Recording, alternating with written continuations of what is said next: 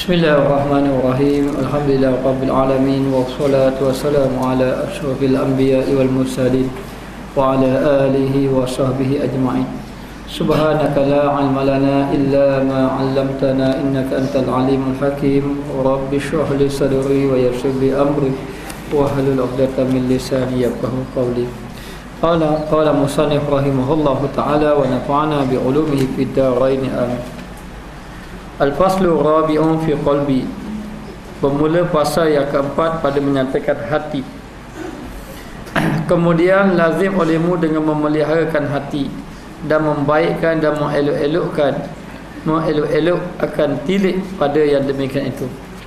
Kata Al-Imam Ghazali, hendaklah kamu menjaga hati, kerana daripada hatinya timbul penyakit. Dan kalau hati ini baik, maka baiklah segala anggota yang lain.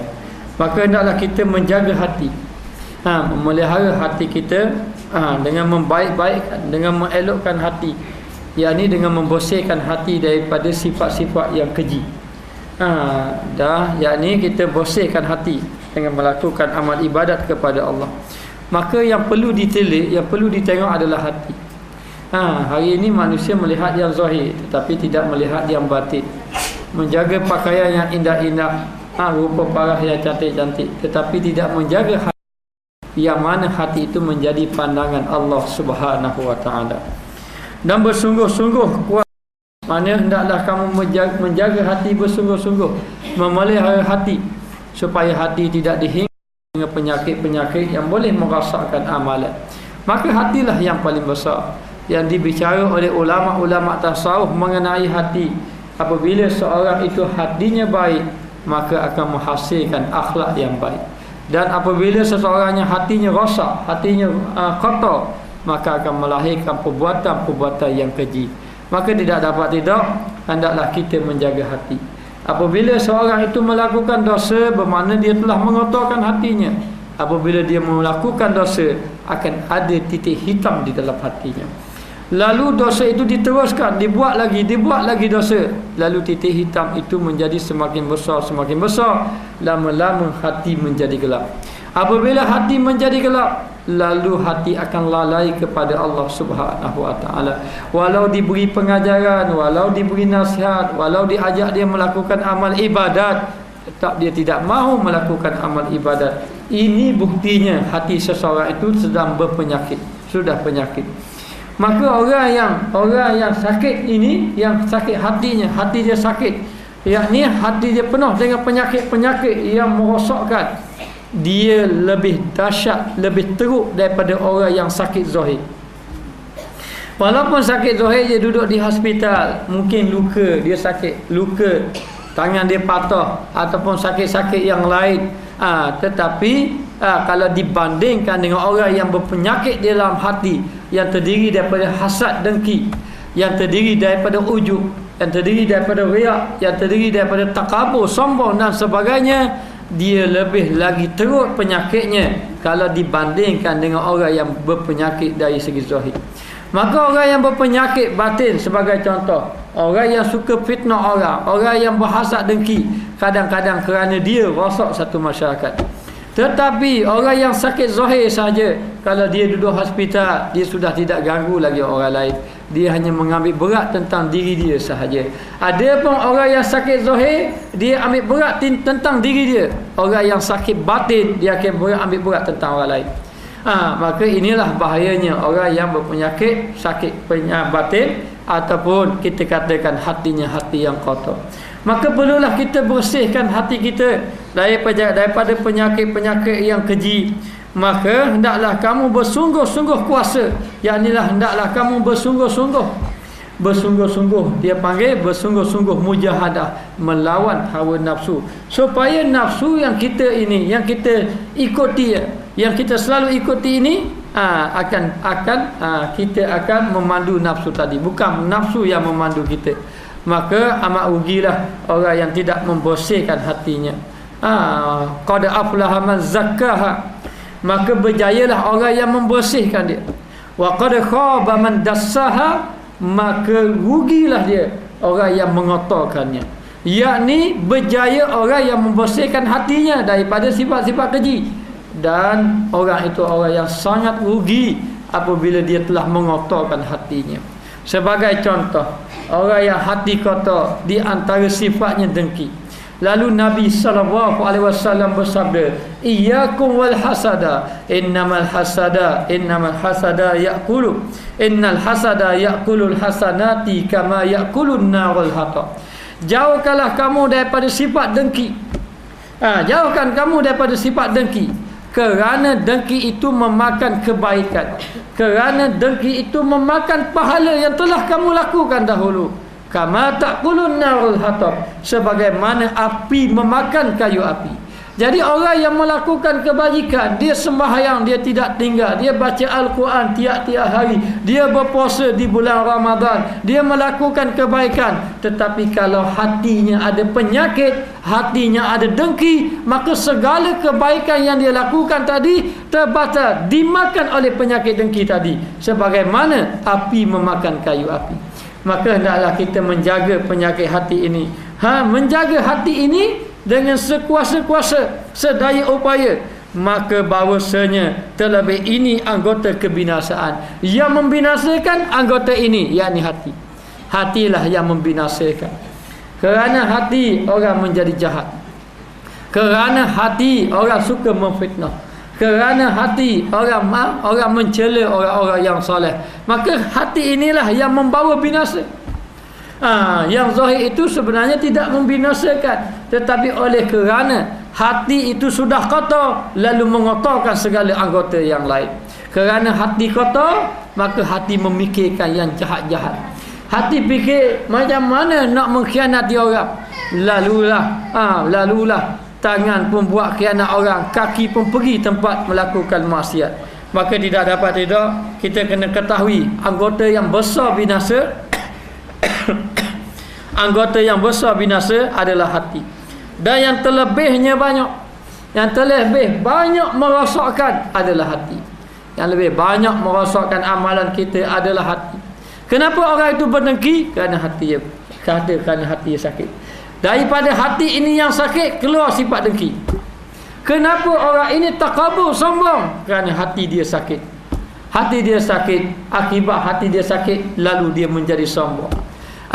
Kenapa orang ini ujub? Dia ini membangga-bangga, bangga diri. Dia mengatakan dialah yang paling bagus, dialah paling banyak ibadat, dialah yang paling alim, dialah yang paling baik akhlaknya. Dia ini ujub di dalam hatinya. Kenapa dia jadi sifat macam tu? Kerana hati dia kotor. Daripada hati yang kotor inilah akan lahir banyak penyakit-penyakit. Banyak penyakit-penyakit. Maka yang terlebih banyak dan yang terlebih halus, terlebih payah nak jaga hati ni, payah. Bukan senang kita nak menjaga hati kita. Maka terlebih halus pekerjaannya. Yakni satu pekerjaan yang begitu sulit ataupun begitu payah untuk kita nak menjaga hati. Kita melakukan amal ibadat sebagai contoh. Kita boleh buat amal ibadat, kita boleh semayang malam. Semayang malam kita boleh, tetapi kadang-kadang kita tak boleh nak jaga hati kita. Hati kita riak pada orang ramai. Kita boleh buat amal ibadat, kita sudah melakukan kebaikan, kita infak fisabilillah sebagai contoh, kita sembahyang malam tidak tinggal sebagai contoh, kita membaca Al-Quran, kita menghadiri majlis ilmu, kita berzikir siang dan malam. Kita boleh buat amal ibadat, tapi kadang-kadang kita tak boleh hilang daripada penyakit bangga diri. Tak boleh hilang daripada penyakit bangga diri. Aku ini rajin buat amal ibadat, aku ini rajin berzikir, aku ini banyak membaca Quran. Bukan nak puji diri sendiri, tapi memang gitu sama baca Quran tiap-tiap hari. Puji lah tu. Puji diri sendiri lah tu. Jadi akhir sekali kita tidak sedar bahawa kita telah bangga diri kita. Inilah amalan yang boleh merosakkan amal ibadat. Jadi punca daripada rosak amal ibadat adalah hati. Kalau molek hati, molek segala-galanya. Tapi kalau buruk hati, habis amalan menjadi rosak. Dan hati amat sukar dijaga. Hati amat sukar dijaga. Kerana hatilah kita tidak khusyuk di dalam sembahyang. Maka kita kena hidupkan hati, kita kena jaga hati kita, mendekatkan diri dengan Allah, sehingga kan kita terpelihara daripada penyakit-penyakit hati. dan terlebih suka membaikkannya, dan paling payah nak obat hati dah. Paling payah nak obat. Orang yang sombong kita nak obat dia cukup payah. Bahkan kalau kita ni orang yang sombong, kita nak ubat diri kita pun payah. Maka yang paling payah sekali nak ubat adalah hati. Payah kita nak ubat, nak buang penyakit sombong. Sebab tu kan yang saya cerita tidak hairan. Ketika Junaid Baghdadi didatangi oleh Syekh Junaid, didatangi oleh Ash-Shibli. Shibli ni orang yang sombong. Orang yang sombong, dan dia pernah menjadi pemimpin satu ketika dahulu. Kalau tak silap saya, dia menjadi governor. Ketika dia menjadi governor, dia telah mengambil hak orang, dan dia ini sombong, dan dia hidup dalam keadaan kemewahan, lalu hidup dalam keadaan jauh daripada Allah. Tetapi bila Allah Ta'ala ketuk hatinya, Allah Ta'ala memberi hidayat kepadanya, dia berubah ingin menjadi orang yang baik. Lalu dia pergi berjumpa dengan gurunya, dia pergi belajar dengan Junaid Baghdadi, kalau silap, Syekh Junaid. Jadi Syekh Junaid ni dia pergi jumpa, dia kata apa? Dia kata, aku dapati di pada kamu ada permata, tolonglah jual permata itu kepada aku. Yang dimasukkan permata bukan permata cicing, bukan. Yang dimasukkan permata adalah ilmu-ilmu yang berkaitan dengan hati. Maka jualkan kepada aku. Lalulah Syekh Junaid mengatakan, kalau aku jual, aku bimbang takut kamu tidak mampu menilainya. Katanya, juallah kepada aku, berapa aku akan sanggup menilainya. Kalau macam tu tak apa. Lalulah dia ini menyerah diri kepada Syekh Junaid untuk dibersihkan hatinya. Syekh Junaid telah menyuruh Ash-Shibli minta sedekah selama 2 tahun. Minta sedekah selama 2 tahun. Kenapa disuruh minta sedekah? Kerana nak membersihkan penyakit sombong yang ada dalam hati. Nak bersih. Lalulah Ash-Shibli pergi minta sedekah selama 2 tahun. Ketika itu orang mencela dia, ini governor, apa minta sedekah dengan orang? Minta sedekah. Dapat duit minta sedekah ini, lalu diberi pada Syekh Junaid. Syekh Junaid kata, kamu beri kepada fakir miskin duit yang kamu minta sedekah. Beri. Tapi duduk dengan Syekh Junaid. Syekh Junaid belanjaan apa, tanggung dia. Tapi bagian duit yang dia minta sedekah beri kepada tu. Selama 2 tahun. Cukup 2 tahun dah dia beritahu kepada Syekh Junaid. Wahai Syekh, sudah cukup 2 tahun dah aku minta sedekah. Kata Syekh Junaid, tambah 1 tahun lagi. Minta sedekah lagi, cukup 1 tahun, cukup 3 tahun. Pergi jumpa Syekh Junaid. Ya Syekh Junaid, cukup dah 1 tahun lagi. Kata Syekh Junaid, kamu kena berkhidmat dengan orang kanan aku pula. Berkhidmat pula dia. Lepas daripada tu, barulah Syekh Junaid kata, barulah aku nak tanya, bagaimana keadaan kamu? Dia mengatakan, aku adalah manusia yang sehina-hina. Sehina-hinanya, aku adalah manusia yang hina. Bermakna kamu telah hilang kesombongan yang ada di dalam hati kamu. Mari aku ajar kamu. Lalulah dia belajar dengan Syekh Junaid. Akhirnya Ash-Shibli merupakan wali Allah Ta'ala dan terkenal sebagai ulama sufi yang zuhud kepada Allah Subhanahu Wa Ta'ala. Itu nak menyucikan hati bukan senang. Kita ingat setakat mudah-mudah kita mari belajar tu boleh suci hati, belum tentu lagi. Setakat kita mudah-mudah saja tengok rancangan-rancangan agama tu boleh suci hati, belum tentu lagi. Mesti kita nak menyucikan hati kita, mesti bersama dengan guru yang mendidik hati kita. Dan guru itu akan mentabiah kita, guru itu akan mengajar kita bagaimana nak menyucikan hati kita ni, supaya hati kita menjadi bersih, supaya hati kita benar-benar ingat kepada Allah Subhanahu Wa Ta'ala. Hari ini manusia hanya memikir tentang zahir saja, tentang zahir, sedangkan yang zahir itu Allah Ta'ala tidak pandang. Kalau di zahir mengenai kecantikan rupa paras itu, siapa yang mencipta rupa paras? Allah Ta'ala yang mencipta rupa paras. Maka Allah Ta'ala tidak melihat kepada perkara itu. Mengenai tubuh badan, Allah Ta'ala tidak melihat kepada tubuh badan, tapi Allah Ta'ala melihat kepada hati seseorang tadi. Kalau hati bersih, dialah orang yang paling mulia di sisi Allah Subhanahu Wa Ta'ala. Bukan pandangan zahir. Pandangan zahir mungkin hari ini orang memandang siapakah yang mulia? Orang yang mulia itu adalah orang yang harta banyak. Ini pandangan zahir masyarakat. Boleh jadi orang yang bagus ini ataupun orang yang dipandang adalah orang yang mempunyai pangkat tinggi. Inilah yang dipandang zahir oleh masyarakat. Tetapi sebenarnya yang dipandang oleh Allah, tak kira kamu pangkat tinggi ke, kamu harta banyak ke, kamu pakaian macam mana ke, kedudukan kamu macam mana ke, yang dipandang adalah hati-hati manusia. Kalau orang itu alim pun, walaupun dia alim, dia kuat amal ibadat, dia menyampaikan ilmu, kalau hati dia kotor pun tidak dipandang oleh Allah Subhanahu wa taala. Tetapi kalau orang itu orang fakir miskin sahaja, ataupun orang yang tidak ada harta, tetapi dia ini selalu menjaga hati dan menangis kepada Allah tiap-tiap malam, menghabiskan masanya dengan berzikir, membaca Al-Quran, hatinya dibersihkan, dia cukup menjaga hati, dialah orang yang mulia di sisi Allah. Allah Ta'ala memandang hati orang yang bersih. Baik, kita tengok. Maka dia kata di sini, dan aku sebut padanya 5 usul yang memadai, 5 perkara, 5 dalil yang memadainya. Maka firman Allah Ta'ala, ya'lamu kha'inatal a'yuni wa ma tukhfi sudur.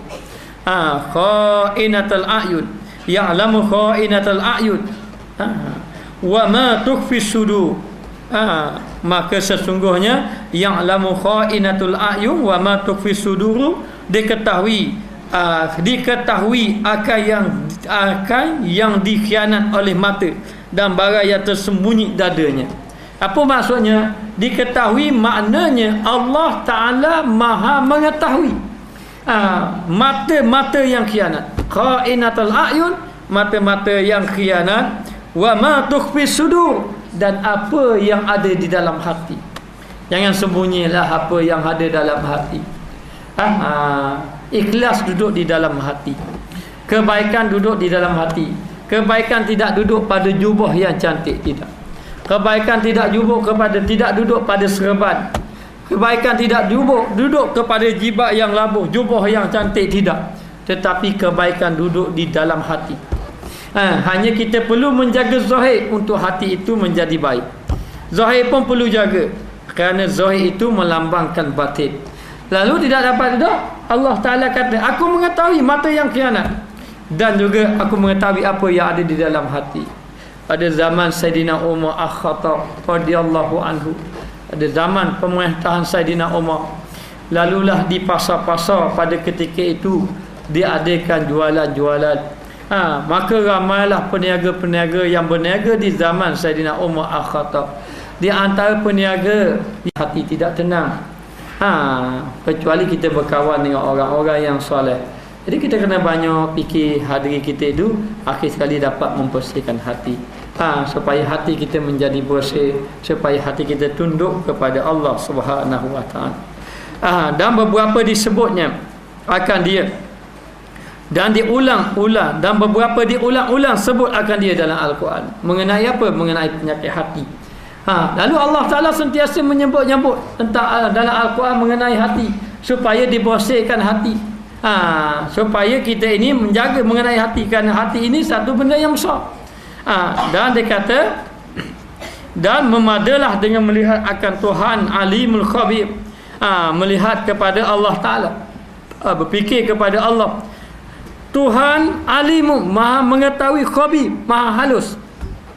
Khabir ini maha halus perkiraan, sehingga kan apa yang sedikit terlintas dalam hati pun tahu. Halus dia punya Allah Ta'ala. Allah Ta'ala, sebijak-bijak manusia kadang-kadang tidak tahu apa yang kita rancang dalam hati.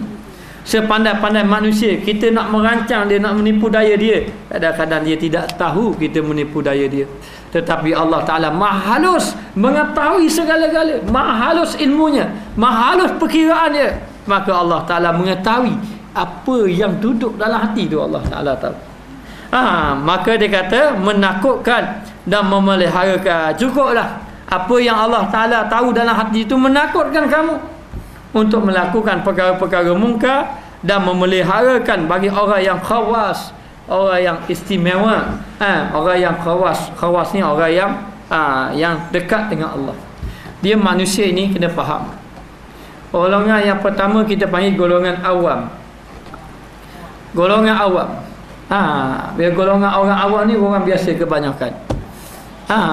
Yang ilmu belajar tak belajar, amal tak beramal tu golongan awam. Golongan yang kedua tu golongan salik. Golongan salik, sin alif lam ka salik. Salik ni orang yang berjalan kepada Allah. Dia dah mula beribadat pada Allah, mula beribadat pada Allah. Golongan yang ketiga dia panggil golongan khawas. Golongan khawas. Golongan khawas ni orang yang telah menuju kepada Allah. Orang yang telah tengah berjalan kepada Allah, semakin hampir kepada Allah. Golongan yang keempat orang khawasul khawas. Orang yang sangat-sangat istimewa, yang terdiri daripada rasul-rasul, nabi-nabi, dan juga sedikit. Dan orang yang tertentu, khawasul khawas, orang yang telah sampai kepada Allah. Maka orang khawas pun perjalanan dia pun akan sampai kepada Allah. Baik, contohnya begini. Orang awam, Allah Ta'ala duduk di lidah. Bila melihat bukit, dia nampak bukit je. Oh, comel bukit. Comel bukit. Kena tanya dulu, dah siapa buat bukit? Allah. Baru tu bi Allah. Dia nampak makhluk dia. Ini orang awam. Tanya orang awam, nampak bukit je nampak, tak nampak Allah langsung. Tak terfikir kebesaran Allah Ta'ala, nampak bukit saja. Nak tahu sebut Allah, tanya dulu, dah siapa jadi bukit tu? Allah. Orang salih, dia nampak bukit, dia pun tengok bukit. Nampak bukit, dia pun tengok bukit. Lalu dia kata, bukit ini ciptaan Allah. Nampak sikit Allah. Orang khawas, dia nampak Allah, dia tengok, dia nampak Allah. Lalu dia kata Allah mencipta bukit. Dia nampak Allah. Orang khawas, dia nampak Allah, tak nampak bukit. Nampak Allah, tak nampak bukit. Gitulah gambaran dia kita. Jadi orang yang sudah khawas kepada Allah, yang sudah hampir dirinya kepada Allah, dekat kepada Allah Ta'ala, hati dia bersih, dia akan jaga, Allah Ta'ala akan jaga dia. Sebab tu kita kena menjadi orang yang khawas. Kita kena menjadi orang yang salik. Kena jadi salik dulu, berjalan kepada Allah. Permulaan seorang salik adalah berzikir pada Allah. Berzikir dulu. Hasil daripada zikir, dia akan mari makam sabar, makam tawakal, makam dia akan pergi. Sehinggalah menghasilkan dia ini orang yang khawas di sisi Allah Subhanahu wa ta'ala. Jadi dalam keadaan macam tu, bila orang tu sampai kepada makam khawas, dia akan dipelihara oleh Allah. Dia akan dipelihara oleh Allah. Maka Allah Ta'ala akan menjaga dia. Dan satu hadis mengatakan, wali-wali aku ni, wali-wali Allah, akulah tangan yang dia berpegang dengannya, akulah mata yang dia melihat dengannya, akulah kaki yang dia berjalan dengannya. Apa segala anggota dia itu tunduk dengan segala perintah Allah Subhanahu wa ta'ala. Jadi ini orang yang terpelihara hatinya daripada perkara-perkara mungkar. Maka daripada segala hambanya, kerana berjual beli serta Allamul Ghuyub. Allamul Ghuyub itu Allah yang maha mengetahui. Alam ni maha mengetahui, sangat-sangat mengetahui. Ghuyub yakni perkara-perkara ghaib. Amat takut kebinasaannya.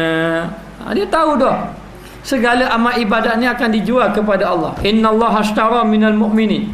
Sesungguhnya Allah Ta'ala membeli daripada amalan orang-orang beriman pada Allah. Maka begini, kita ibaratnya orang yang berniaga. Ibaratnya. Maka orang yang apa ni, dan kita nanti akan, Allah Ta'ala akan terima hasil jualan kita. Sebab tu Imam Ghazali mengatakan bahawa amalan yang wajib itu modal, amalan yang sunat itu untung. Sebab tu orang yang buat amalan yang wajib itu modal, kadang-kadang dia tak buat perkara yang sunat. Perkara yang sunat, sehingga kan dia tidak dapat apa-apa daripada itu. Macam orang berniaga, habis lelah saja, dapat modal aja, tak ada apa-apa. Cuba je dia tak berniaga, supaya maka nak kepada keuntungan. Dan orang yang tidak berniaga langsung, seperti orang yang tidak beribadat langsung kepada Allah Ta'ala. Jadi dia tahu Allah Ta'ala ni mengetahui, dan dia akan menyerahkan ataupun berjual amal ibadat dia kepada Allah. Itu gambarannya. Sebab tu Allah Ta'ala sebut, ya ayyuhallazina amanu hal adullukum ala tijaratin tunjikum min azabin alim.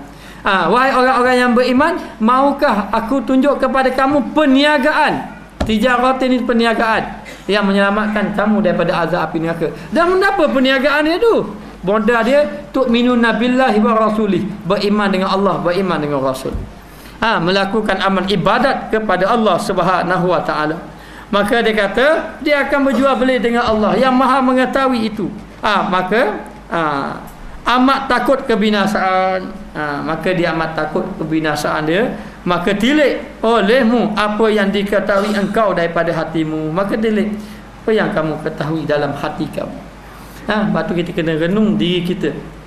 Renung diri kita mengenai penyakit-penyakit yang ada di dalam hati kita. Duduk tengok, aku ni semayang ni ada lagi riak ke tidak? Ibadat aku ni masih lagi ujub ke tidak?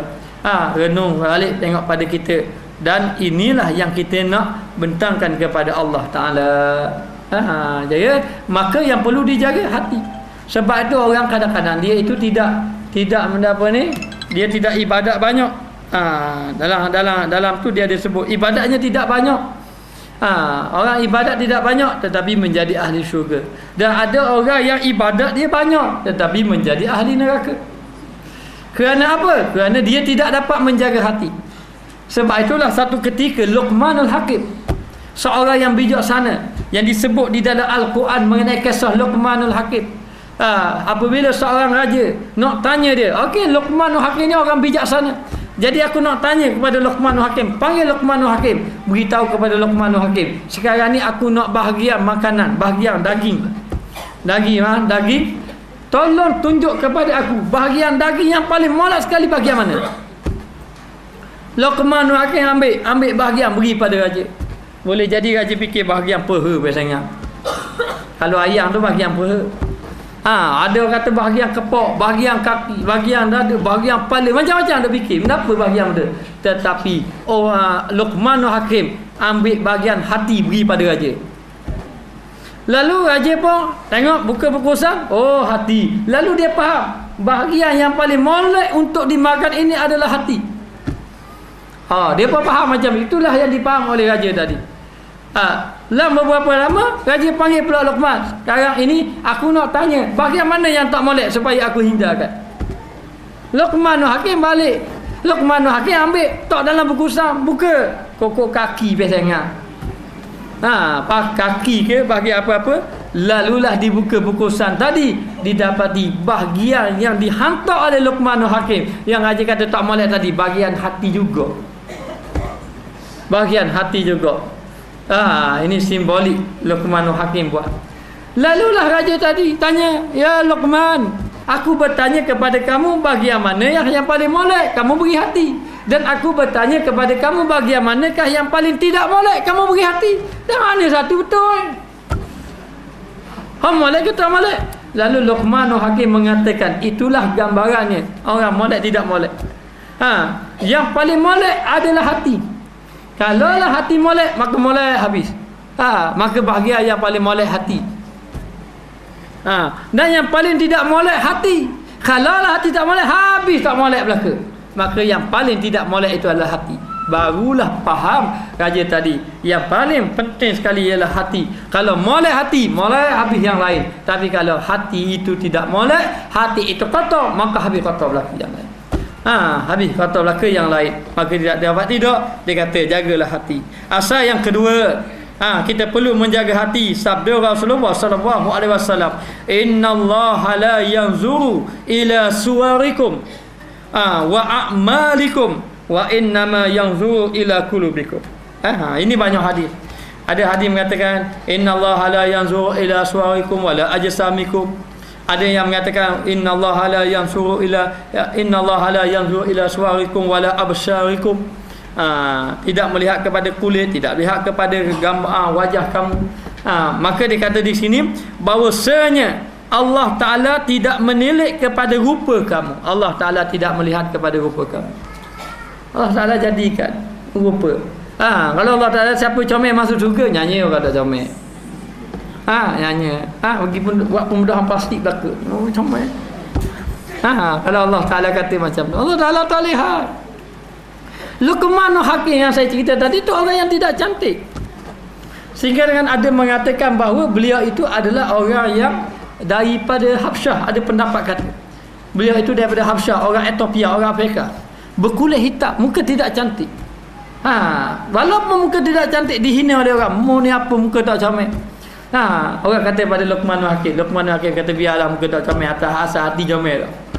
Kalau mu comel tapi hati tak comel, buat kenapa?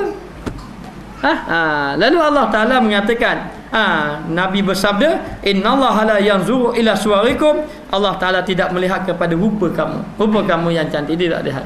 Tetapi hari ini apa yang orang fikir? Apakah yang orang fikir hari ini?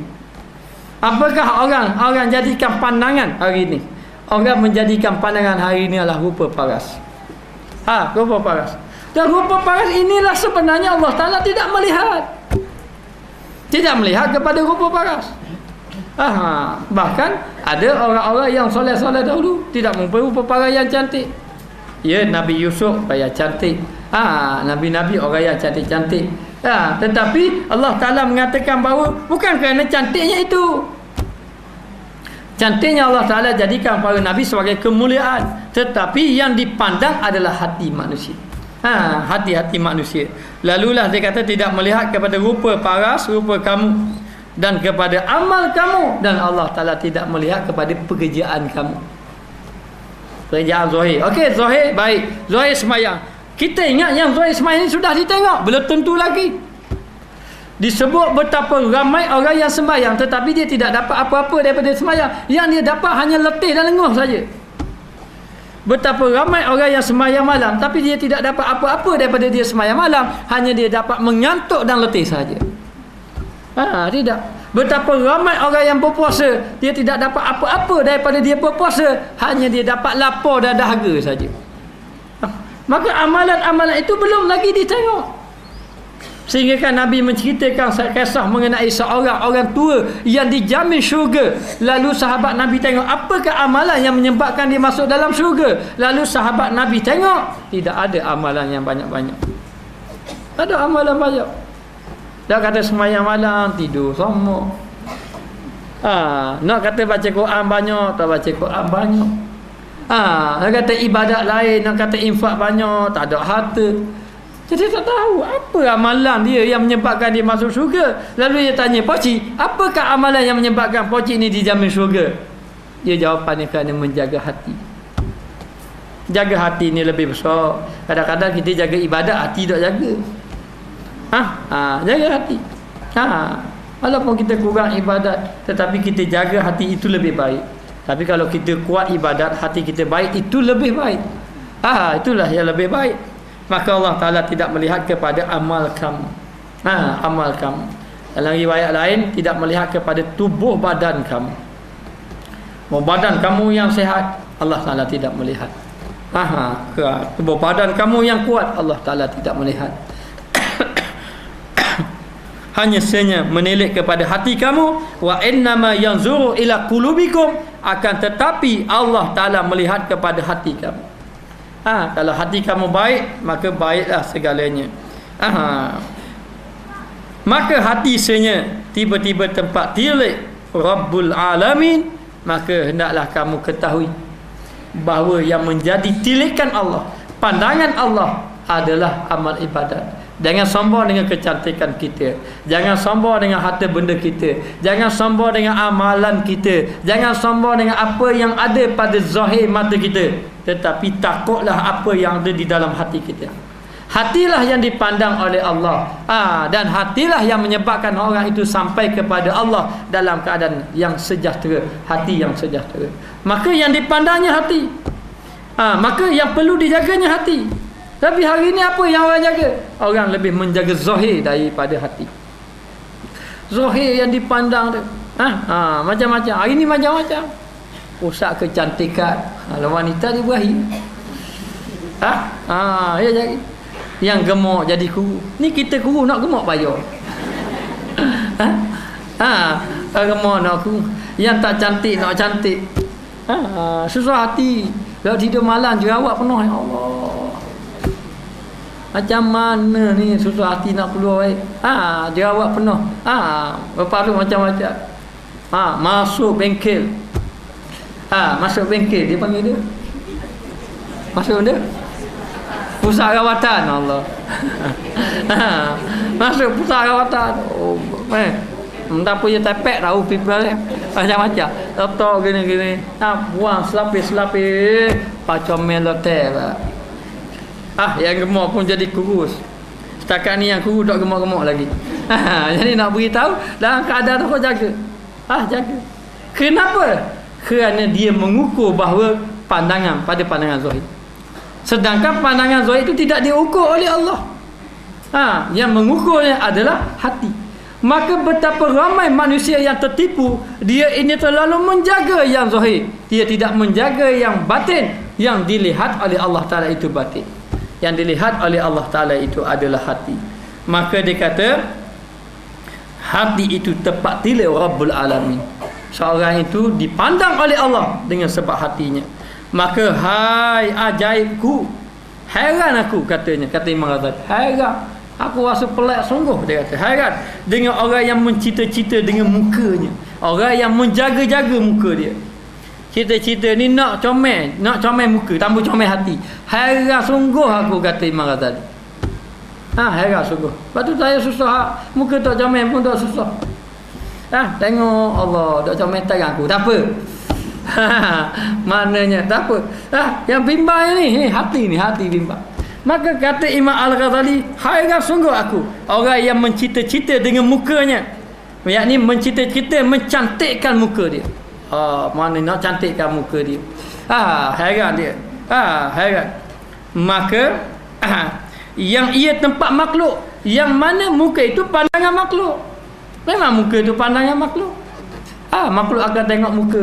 Nak kenal kali. Nak kenal orang tak tengok kaki. Masa nak kenal ustaz ni, mai kali tengok. Nampak kaki. Orang kenal dah. Orang tengok muka. Maka muka menjadi pandangan makhluk. Lalu heran, kata Imam Ghazali, kenapa mereka terlalu mencari pandangan makhluk? Sedangkan makhluk ini tidak ditunjukkan amalan di hadapan makhluk, yang ditunjukkan di hadapan Allah Subhanahu wa taala, yang mana ia ini tempat makhluk, pandangan makhluk. Maka dibasuhnya dan dibersihnya dengan cemar-cemar. Lalu dibasuhkan. Dia letak air shadow cilibu dia tak habis. Agak muka dia. Minta maaf lah. Habis letak. Saya tak tahu lah. Alat-alat tu dia tak tahu. Dia letakkan. Lalu dia kata bersih daripada cemar-cemar dan daripada jahat-jahat. Apa jahat-jahat ni? Daripada kotoran-kotoran lah. Ni kata Imam Ghazali, bukan kata saya. Dan dihiasi akan dia, dihiasi dengan barang yang dapat akan dia sedapat yang mungkin. Iya. Kenapa dia hias dengan dia? Takkan dia pun tak tahu. Itu kerja dia Melaka. Hias dengan bermacam-macam perhiasan. Perhiasan. Siapa tengok kalau dia duduk dengan anak patung, tukar kita kalau dia tu. Tukar kita kalau dia duduk dia. Lah orang ingat ada patung. Ingat ada patung. Jadi nak beritahu dia hias macam-macam. Lalu dia kata di sini dihiasi. Diharamkan dia. Kamu atas. Dihiasi akan dia dengan barang yang dapat akan dia sedapat yang boleh lah. Dapat yang boleh. Kadang-kadang habis beratus-ratus ringgit kadang-kadang. Dihias sedaya yang boleh. Supaya jangan dipandang atasnya makhluk padanya atas kecelaan. Supaya orang tidak melihat kecelaan pada dia. Ia tidak salah sebenarnya. Tidak salah kalaulah kita menjaga yang zahir itu, tetapi yang salahnya kita melupakan yang batin. Maknanya kita menjaga yang zahir untuk kecantikan di hadapan suami tidak apa. Tapi hari ini yang peliknya di hadapan suami memakai bedak sejuk. Di hadapan suami bedak sejuk. Suami pun panggil. Panggil dia pun datang. Allah putihnya. Kalaulah masa dia duduk di dapur lalu api padam, suami panggilnya, Lalulah suami dia pun datang kat suami. Suami pula ada sakit jantung, pesang suami. Nak beritahu. Tetapi kalau dia keluar daripada rumah, dia cantik-cantik di hadapan suami itu, berdoa sejuk saja. Yang sepatutnya begini, yang sepatutnya suami pakai berdoa sejuk supaya orang tidak memandang kepada dia. Tetapi di hadapan suami itu baru pakai yang cantik-cantik. Baik, kita tengok. Maka dia jaga, dia jaga. Jangan dipandang atas makhluk padanya atas kecelaan, dan tidak menyungguh-nyungguh dengan hatinya yang ia tempat pandang Rabbul Alamin. Tetapi inilah yang berlaku. Orang bercantik-cantik, berhias-hias daripada luaran, tetapi tidak bersungguh-sungguh menjaga dalaman hati. Kalau dilihat hati ini, kalau dapat dilihat hati ini, nanti kita akan dapat melihat betapa kotornya hati manusia. Betapa kotornya. Tetapi kekotoran hati ini tidak dijaga. Tidak dijaga. Sedangkan kotoran hati inilah yang dipandang oleh Nabi, oleh Allah Subhanahu Wa Taala. Lalu Nabi SAW bersabda, ala inna fil jasadi mudghah, ala inna fil jasadil mudghatan, idza salahat jasadu kullu, wa idza fasadat jasadu kullu, ala wahiyal qalbu. Ketahuilah, di dalam tubuh badan kamu adanya seketut daging. Kalau daging itu baik, maka baik segala-galanya. Kalau daging itu kotor, maka kotor segala-galanya. Ketahuilah, yang dimasukkan seketut daging itu adalah hati. Maka ketahuilah, jagalah hati kamu supaya baik segala-galanya. Dan kalau kamu tidak menjaga hati kamu, maka buruklah segala-galanya. Maka kita mohon pada Allah supaya orang yang hadir dalam majlis ilmu ini, hatinya dibersihkan oleh Allah Subhanahu Wa Taala. Maka dia kata di sini, dan hati ini adalah pandangan Allah Ta'ala. Hati pandangan Allah, maka jagalah yang dipandang oleh Allah.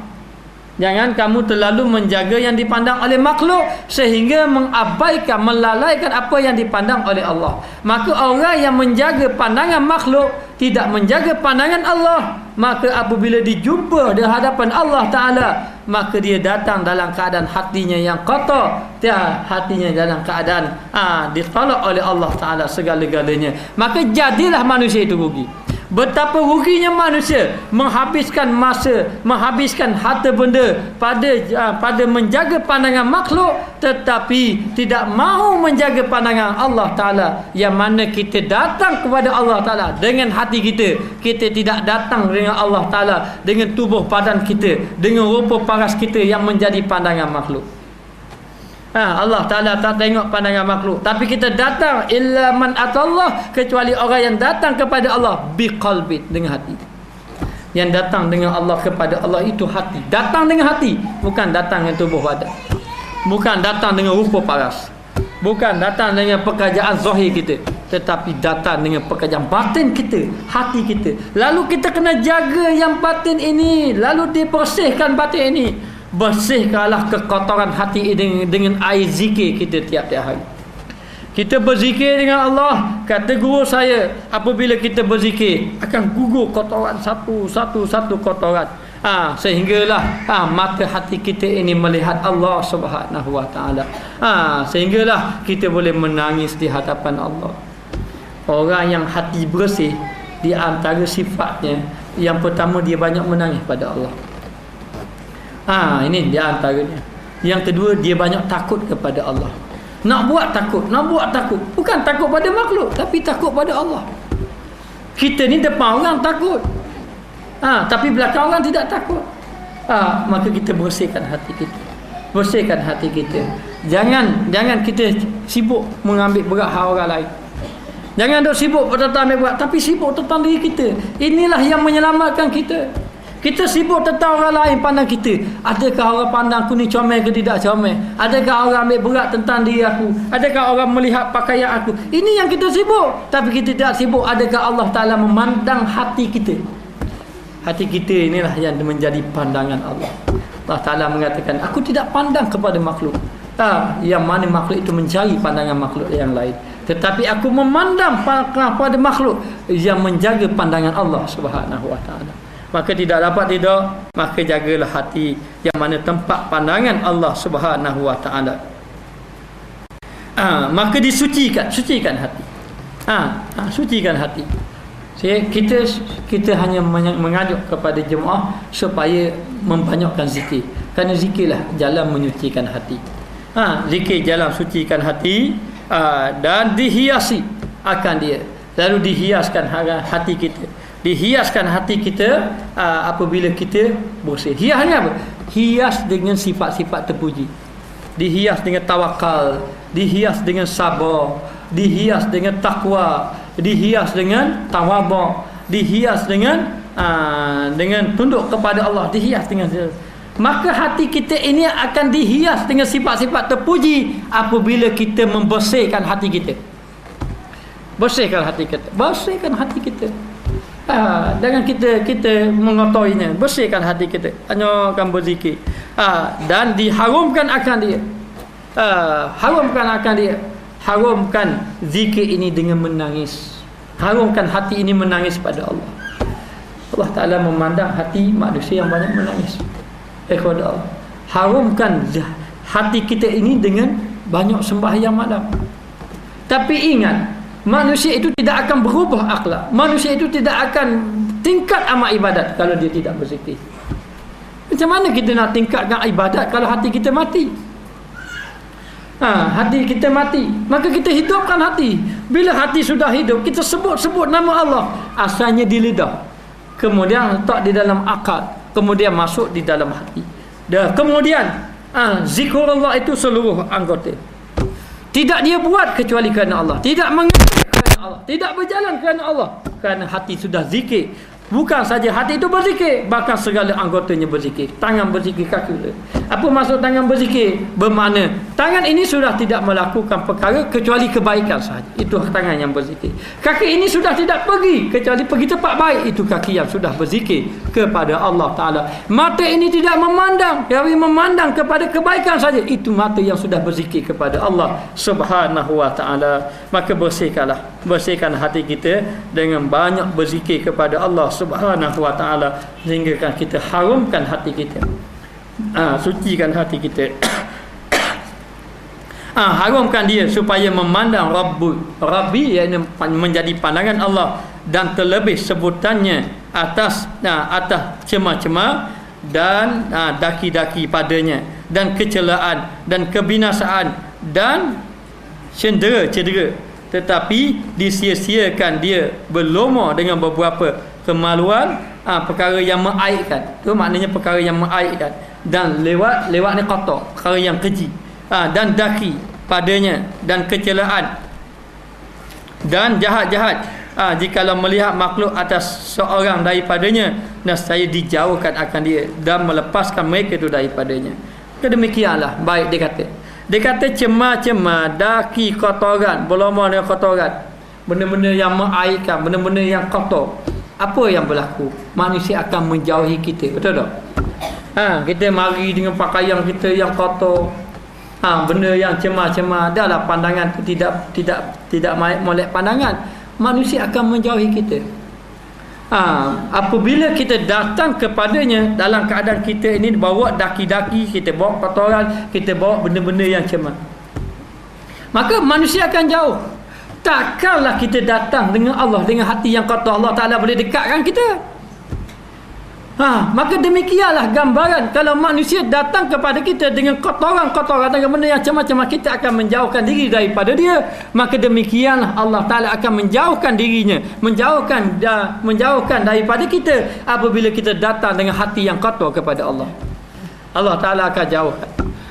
Maka kalau orang itu datang kepada kita dengan pakaian yang bersih, dengan pakaian yang baik, dengan pakaian yang wangi, dengan pakaian yang harum, dengan kedudukan yang baik, maka orang kita akan menghampiri dia, kita akan bersama dengan dia. Maka demikianlah orang yang datang kepada Allah dengan hati yang baik, dengan hati yang berzikir, dengan hati yang ingat kepada Allah, maka Allah Ta'ala akan datang kepada dia. Tapi kalau dalam keadaan kotor, boleh jadi kita halau dia, boleh jadi kita tinggalkan dia, boleh jadi kita tak mau terima dia. Maka demikian Allah Ta'ala datang dengan hati yang kotor. Walau beribadat sembahyang banyak pun, walau berpuasa banyak pun, walau infak banyak pun, walau buat baik banyak pun, tapi hati kotor. Sembahyang nak tunjuk orang, puasa kerana malu orang, infak nak suruh orang puji orang, lepas pada tu berdakwah untuk dapat sanjungan. Jadi semuanya itu tidak dipandang oleh Allah sedikit pun Allah Ta'ala. Jadi kalau kita datang kepada Allah, hati kita kotor. Bila hati kita kotor, maka gitulah gambaran orang yang kotor datang pada kita. Sama ada dia kita halau ataupun kita tinggal lagi pada dia, tu je berlaku. Kita tidak akan mendekati dia. Maka dia kata di sini, saya dijauhkan akan dia, lalu dijauhkan dan melepaskan mereka itu, tinggalkan dia dan dihalaunya, boleh jadi dihalaunya. Sebab apa? Sebab datang kepada kita. Maka demikianlah kita nak datang dengan Allah. Kita kena malu dengan Allah. Ya Allah, buruknya hati kita. Apa bukti hati kita buruk? Kerana kita tidak berzikir kepada Allah. Kotor kan? Okey, baik. Sekarang ni pakaian kita kotor. Pakaian kita kotor. Kita pakai rendam je, tak beru-beru. Mana bersih ke? Kita pakai rendam saja. Kita pakai rendam saja. Tak akan bersih. Kita angkat kotor. Mana angkat kotor? Mana angkat kotor? Sebab kita tak beru. Sabun pun tak, beru pun tidak. Kita rendam saja. Angkat, mana kotor lagi. Lepas tu rendam lagi. Busuk bau. Buang air lain, rendam lagi. Tak bersih-bersih. Ni macam mana nak bersih? Nak bersih, letakkan sabun, maka kita beruskan. Beru. Bila beru kita pun angkat, baru bersih, lalu kita jemur. Kita ni begini ibaratnya. Kita semayang, alhamdulillah. Kita berpuasa, alhamdulillah. Kita infak, alhamdulillah. Tapi kita bimbang puasa kita ni takut tak ikhlas pada Allah. Kita bimbang takut semayang kita ni riak pada orang, tunjuk orang. Kita bimbang infak kita ni takut dapat pujian orang. Tapi kita kena jaga. Jadi kita nak jaga macam mana? Kita kena bersihkan hati kita. Jadi nak bersihkan hati kena berzikir. Bila kita berzikir, maka hak kita, hak semayang tak molek nak lekat tadi, dia bersih lalu, bersih. Maka zikir ini adalah, kalau kita ibarat sabun. Zikir inilah yang membersihkan segala kotoran-kotoran. Bila kita sudah berzikir, barulah kita boleh kekal sembahyang malam. Boleh kekal sembahyang malam.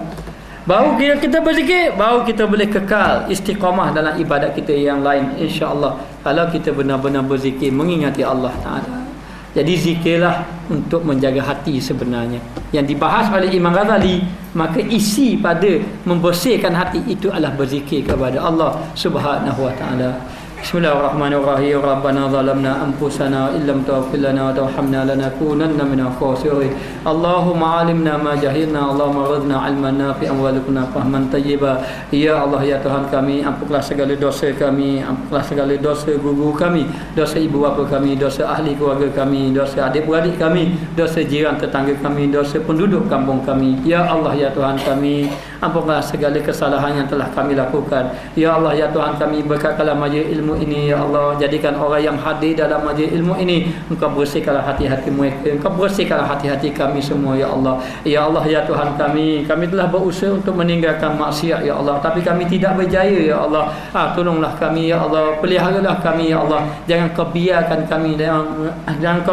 kami berada dalam keadaan maksiat, sama ada maksiat itu maksiat zahir ataupun maksiat batin. Ya Allah, ya Tuhan kami, peliharalah akhlak kami, ya Allah. Jadikanlah kami orang yang berakhlak dengan akhlak yang mulia. Jauhkanlah kami daripada hasad dengki di antara satu sama lain. Ya Allah, ya Tuhan kami, ampunkanlah dosa orang yang hasad dengki kepada kami, ya Allah. Ya Allah, ya Tuhan kami, bukalah pintu hidayat kepada kami, ya Allah, dan bukalah pintu hidayat kepada orang yang membenci kami, ya Allah. Ya Allah, ya Tuhan kami, jadikanlah ahli keluarga kami, ya Allah, yang hadir dalam majlis ilmu dan juga yang tidak hadir dalam majlis ilmu. Engkau berilah hidayat kepada mereka, ya Allah. Sesungguhnya Engkau lah yang berkuasa, yang memberi hidayat kepada siapa yang Engkau kehendaki. Ya Allah, ya Tuhan kami, Engkau berkatkanlah Ribat Hidayah Al-Ghazaliyah ini ya Allah. Engkau berkatkanlah orang yang hadir dalam majlis ilmu ini ya Allah. Engkau berkatkanlah orang yang pernah hadir di dalam madrasah Hidayah Al-Ghazaliyah ini.